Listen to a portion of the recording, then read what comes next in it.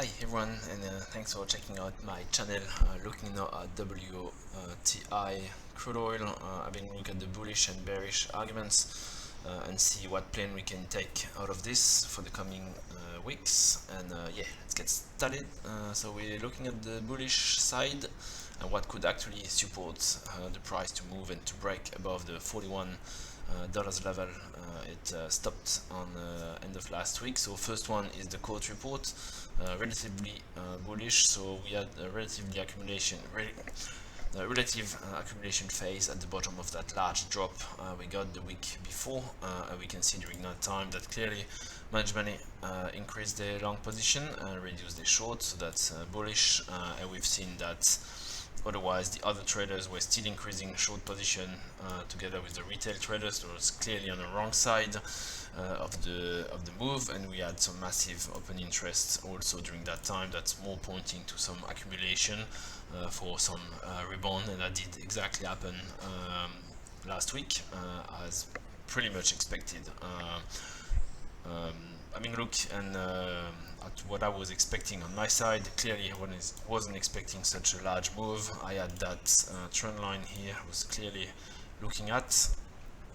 I was sitting here, I was looking at entry point a little bit higher, potentially reaching the 200 MA on the hourly around 38, 39, but clearly that move to the upside took me a bit by surprise. We got that divergence at the bottom here, that was clearly a buy signal, and I missed that. I wasn't expecting the move to the upside to be so strong and to be worth actually entering long at that point. So it was clearly a little bit of a miss, but yeah, I think little people were actually expecting such a move to the upside.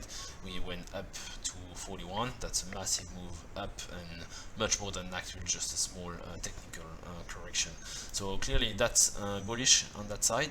We also seen some OPEC commitment to actually stick to the cuts the major countries had. So I would say that this is more some narrative, but that could be supporting the price by putting the idea that someone is actually in control. I don't have actually much trust on this, but still it did definitely help last week move. And also we've seen some inventories large reduction, minus 9 million.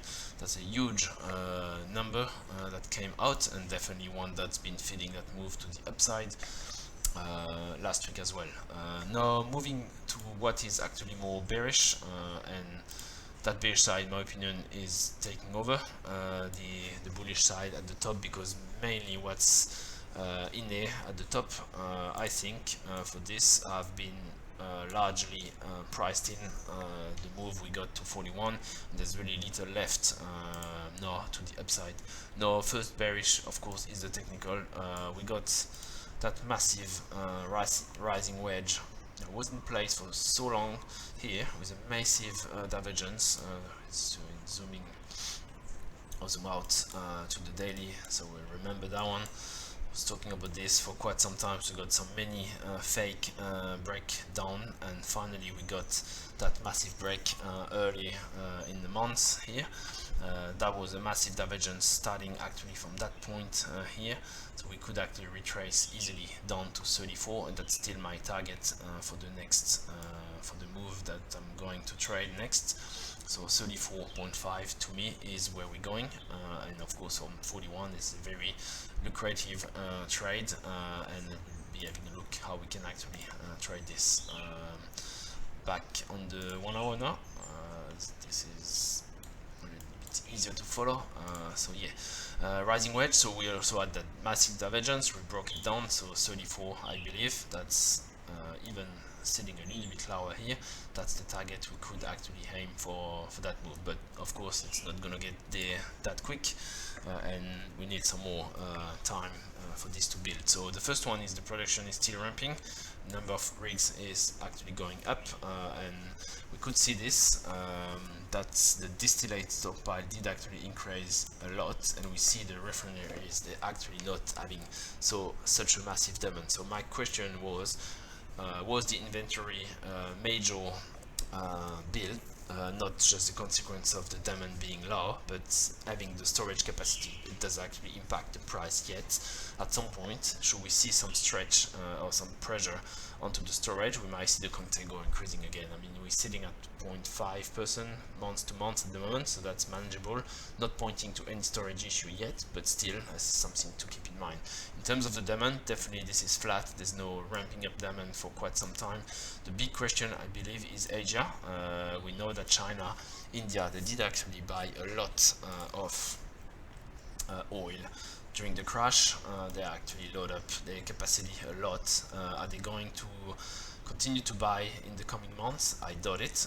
We've seen some major drop in the import in September. I believe that will continue. They will continue to use their storage that they did actually build at very low price, let the price moving lower so they can actually restock at cheaper price. I think that's all the game they are playing at the moment, and I don't believe that the US are actually playing this that smartly at the moment.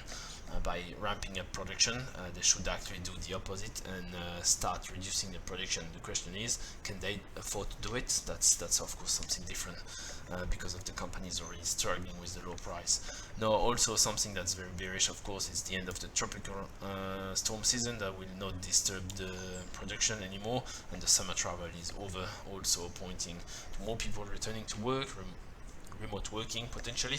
The demand is not actually going to pick up a lot, I believe, in the coming weeks. So how I'm going to trade this? Short, of course. So I already built some short position here. We got that massive 4 hours divergence from that point here at near 40. That was a really on the move at 41, a really nice short entry point. It did push a little bit higher, but unable to actually break the momentum. We got that last double top here at 41.3 that wasn't even able to reach the trend line. So we could still see next week potentially some move to the upside, counter trend earlier in the week, Monday, potentially Tuesday. So we could see this. That will actually get up to the trend line once again. We're used to this now with WTI, but the targets on that break for that rising wedge, this is actually already in the process of dropping, in my opinion. We're still having some buyers here, but that's not going to last for too long, and the first target is 38.5, where we could see some buying pressure building up, and of course we're having that trend line at the bottom, 37.7. that's definitely will cause some issues. So for the short positions, of course, we could see some bounce from this, either from there. Are we going to bounce that high as 40 potentially? So we will see if we get some buy signal here. Why not entering some long position? That will be open to this, but careful, because it will be short-lived in my opinion. We're going to move down. First target 36.4, but ultimately 34.5. Might not get there that fast, but we will see depending on what the market's gonna do. It could actually go faster, could go slower. We could have some more accumulation in that area here, but that trend line will cap the price and push it lower very nicely. I think if we look on the daily, we also having pressure coming from various moving average, here the 200, but I believe the 50 will be the one capping the price. It should actually start diving from here and following that trend line quite nicely, potentially 20 MA running here as well. That should cap any price or attempt to break much higher in the coming weeks. So yeah, that's the plan. Hopefully it will work out, of course.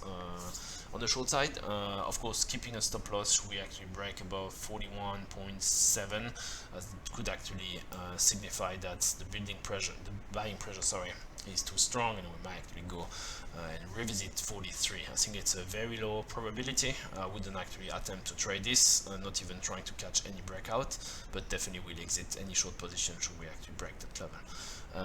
Yeah, that's all for today. Hopefully you found that useful. I'll do a check midweek. Didn't do it last week, was lacking of time to do so, but yeah, until then I wish you safe trading, and I speak to you soon. Cheers, bye.